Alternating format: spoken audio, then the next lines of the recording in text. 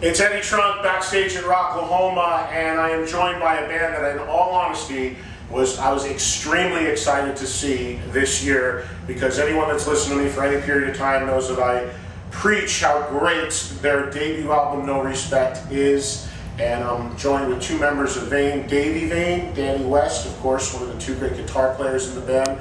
And you guys knocked it out up there, man. You did not disappoint after all these years. I saw you rocking out. I was like, yeah, Eddie's rocking out. I guess we're doing good. Yeah, no, it was very cool.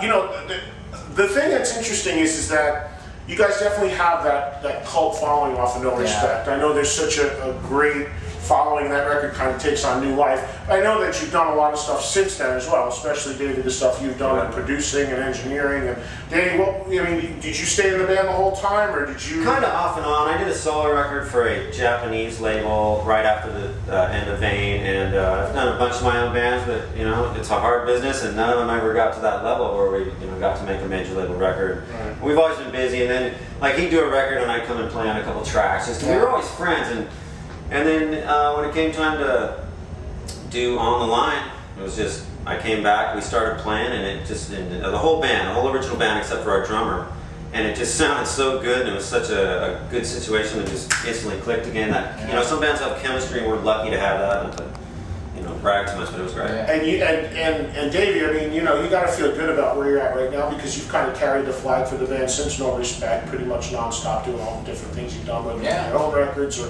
whatever the case may be. But now it seems like it's at a point where there's a lot of respect for this band, and there's a lot of love for that record, which got reissued, I know, in England not too long ago.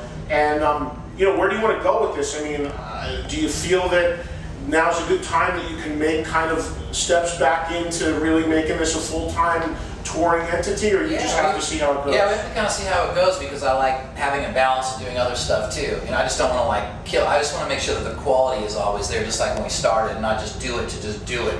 You know, so that's very important to us. But also just making more music, and with the guys that I really like to make music, because it's really chemistry that makes an amazing band. It's not just one or two people. It's just, you know, everybody together, and that's what's so great about us coming here. And just, I want to say too, since we're doing this interview, we really appreciate it. It really means a lot to everybody in the band that you've been behind us, and the stuff you said, you know, because, you know, you have a lot of respect in the whole community and stuff, and we really appreciate the love. Well, thanks. I mean, I remember I was working for a record label at the time No Respect came out on Island. I actually wanted to sign the band, and then Island did. I was right that's when you emailed it. That was great. And I was trying to sign you guys. I went to Island.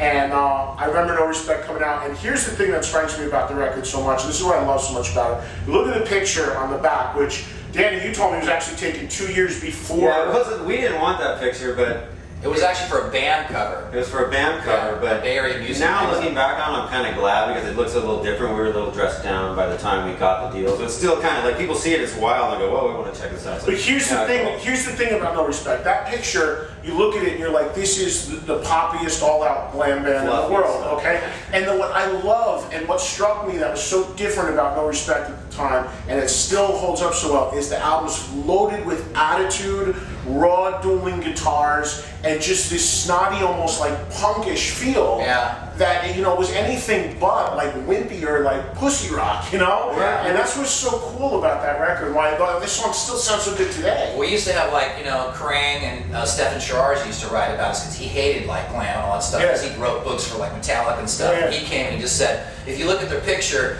don't mind that, he goes, because after 2 songs when the makeup runs off, you're seeing one of the best rock bands I've seen in years. And so, and we've had like punk people come to us and goes, I don't even like pop music, you're the only band like that I like. So we've always been proud of that. And we've never been ashamed that we were kind of over the top, because we never looked at it like prissy glam. We looked at it more like strutty stuff like New York Dolls, or the Stones in the 70s, or, you know, and just our Hanoi, just stuff that was like our Kiss. It felt to us more like we're kind of like in this other vibe, you know. So it was fun when that was going on, but we still never just tried to play only glam music. And it's also we want to be a great hard rock band. You know, it's funny how the music is so weird sometimes, where some things are a blessing in disguise. It's like, we got on Island, they didn't have a great PR department, but the great thing about it is they let us make the record we wanted to make, and when we listen to it now, not only is it considered classic to some people, but it doesn't sound as dated as if, say, we would have got a like a CBS deal where they bring in songwriters and you listen and you go, oh, that's 1989. We could have. They wanted us to do that. CBS, we had like 6 people backstage, and the one island guy that ended up signing us would be backstage, and he had long hair and looked young, and they didn't even know he was an A&R guy, and they would bring producers, we should do this and we should do that, and everybody had this plan,